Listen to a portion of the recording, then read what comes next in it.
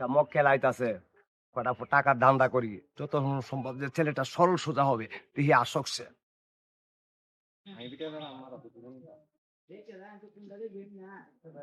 হক মৌলা দাঁড়া তুই কিন্তু আসল লোক হিসাবে অত্যন্ত ভালো কিন্তু তোর বাড়ির ওলা খুব খারাপ কথাটা সঠিক